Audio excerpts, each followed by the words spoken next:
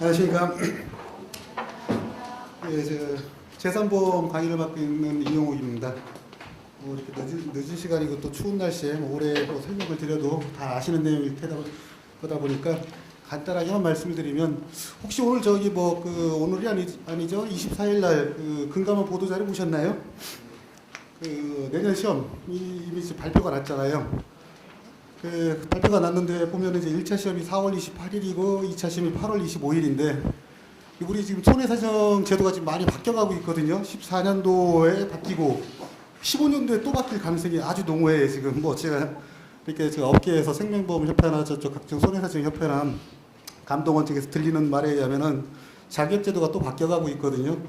여기 계신 분들은 지금 1종부터 해서 4종까지 손해사정을 준비하시기 위해서 모이신 자리이긴 한데, 그래도 지금 자격제도가 14년도에 통합된다는 건 대부분 다 알고 계실 거고, 거기서 특히 이제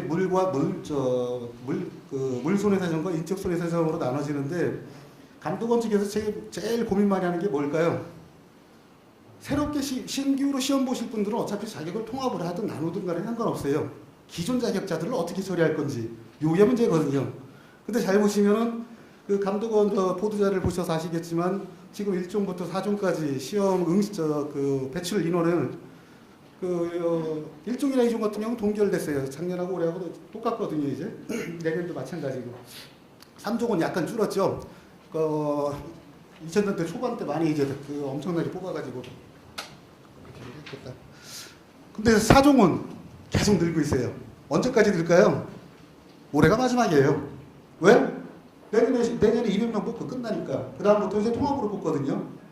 그러면 시험이라는 건 사실 그래요. 기존 자격자들을 어떻게 처리할까 감독원에서 많이 고민을 하고 있고, 기존 자격자한테 교육 기술을 통해서 자격을 부여할지, 아니면 새롭게 동일하게 시험을 볼지. 근데 여하튼 간에 자격 하나를 먼저 취득하면은 나머지 부분에서 수월해진다는 건 당연한 진리거든요. 그렇기 때문에 다른 1종부터 3종까지 자격도 꼭 그 전에 따는 게 좋지만, 4종 자격 같은 경우가 가장 유망하다 할 수가 있죠. 특히 지금까지 2005년도 이전까지는 생명보험 쪽에서는 손해사정이라는 개념 자체가 없었거든요. 그러다가 이제 2005년도부터 손해사정이라는 개념이 약간 들어가다가 지금 2012년도부터는 의무 채용이 되고 있어요. 지금 보험회사가 몇 군데예요? 수식이 바뀌다 보니까 이번에 또 ING도 저쪽 어디로 인수합병이 됐다라고 지금 얘기가 나오고 있어서 수식이 바뀌거든요. 대략 한 30개에서 35개 사이 왔다 갔다 하고 있거든요. 일부 외국사 같은 경우도 지점을 갖다 운영하는 경우도 있고 안 하는 경우도 있다 보니까, 여하튼 간에 30개 보험, 30여 개의 보험회사, 특히 상해나 질병보험을 판매하는 회사는 반드시 손해사정사를 채용을 해야 돼요. 근데 2005년도부터 해서 지금까지 쭉 뽑아온 4종 손해사정사 몇 명이에요? 1000명이 채 안 돼요. 1000명이 왔다가 조금 넘어요. 1000명이. 근데 그 1000명이 대부분 다 보험사에 있는 게 아니거든요. 그 중에 상당 부분, 반 이상은 또 독립손해사정을 하고 있고, 기존에 3종이나 1종을 갖고 계시던 분들이 다시 또 재취직하신 경우가 많기 때문에, 그렇다면 보험회사 내부에서는 지금 4종 손해사자가, 4종 손해사정사가 엄청 모자라다는 측면이거든요. 그것 때문에 올해가 이제 내년에 200명을, 내년에 이제 200명을 더, 추가적으로 한다는 게 합격성을 배출한다는 뜻이 나온 거고. 그렇다면은 2분 남았다는 뜻인가요? 예. 빨리 끝내야 되겠네. 말이. 예. 그러면은 이제 어떤 자격에 대한 필요성을 느끼고, 자격의 어떤 길이, 지금 취업을 준비하시는 분이 됐든 아니면 개업을 준비하시는 분이 됐든 간에, 이 자격 중에 가장 취득하기 쉽고 가장 효용성 있는 거, 실제 개업을 한다고 하더라도, 아니면은 실제 독립업을 한다고 하더라도, 자동차 보험보다는 오히려 요즘에는 보면 개인 보험을 한두 개씩은 다 가입하고 있기 때문에 훨씬 더 높은 이익이 나올 수가 있거든요. 그렇다면은 4종을 갖다 꼭 따는 게, 그러니까 4종을, 여기 다른 분도 계시니까 제가 꼭 4종만 강조적으로 할 필요는 없겠지만, 4종을 따는 게 시험을 응시하는 측면이라든가 합격의 가능성 측면이라든가 이런 부분에서 훨씬 더 유리하거든요. 그럼 이제 시험을 봐야 되겠다 한다면 어떻게 공부를 할 것인가? 간단합니다. 4종은요, 약관이 무지하게 많아요. 생명보험 약관은 생명보험대로 따로 있고, 손해보험은 손해보험 각사별로 다 따로 있어요. 근데 그걸 다 할 수가 있나요? 사람인데? 못해요. 공통적인 사항만 하면 되거든요. 그거를 제가 이제 수업 시간에 강의를 통해서 여러분들께 길 인도를 해드릴 거예요.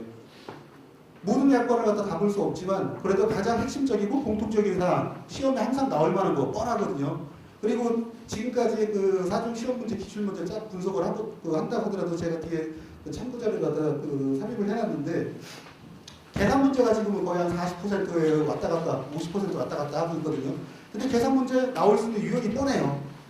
상속보험금 계산하거나 의료비를 계산하거나 자개보험금, 암보험금 다시 반대했을 때 암보험금 계산하는 거 진단비 다 더하면 돼요. 더하기 다 할 줄 아시죠? 다 할 거예요. 의료비 계산하는 거 요거 그저 곱하기만 하면 곱하기만 할 줄 알면 다 풀 수가 있거든요. 90% 아니고 40%니까 간단하거든요. 상속보험금도 마찬가지 상속 비율이 몇 %인지 그 비율만 알고 있으면 언제든지 풀 수 있는 거. 그럼 40점을 따고 들어가는 거거든요. 표준보험 약관에서 통상 한 2, 30점 정도 나오는데 역시 그 약관에 있는 문구 그대로 옮겨가고 있어요. 옮겨가는데 1조부터 43조에 있는 조문이 다 옮겨가냐? 그게 아니거든요. 시험에 나올 수 있는 게 뻔히 정해져 있다는 거죠. 근데 그런 부분을 여러분들이 뭐 이미 숙달되어 있다면 제 도움이 약간의 필요하겠지만 저는 여러분보다 조금 더 먼저 시작했고 이 길을 더 먼저 걸어왔고 또 나름대로 분석을 하고 있기 때문에 여러분들이 최소의 비용으로 최대의 효과를 누릴 수 있게끔 제가 다 준비를 하고 있고 이끌어 갈 테니까 믿고 따라오시면 돼요. 지금 시험이 내년 8월이라서 많이 길게 남아있는 것 같지만 아주 짧아요 또. 그렇다고 하더라도 또 지금 시작해서 과연 될까? 아주 충분한 기간이에요. 자기의 노력이 얼마큼 투자하고 열정을 갖고 최선을 다하냐에 따라서 언제나 합격은 달라질 수가 있거든요. 지금 충분한 여기에 오신 정도의 열정을 갖고 계시다면 내년 8월 시험 충분히 합격하실 수 있을 거라 믿습니다. 합격을 기원하겠습니다. 수고하셨습니다.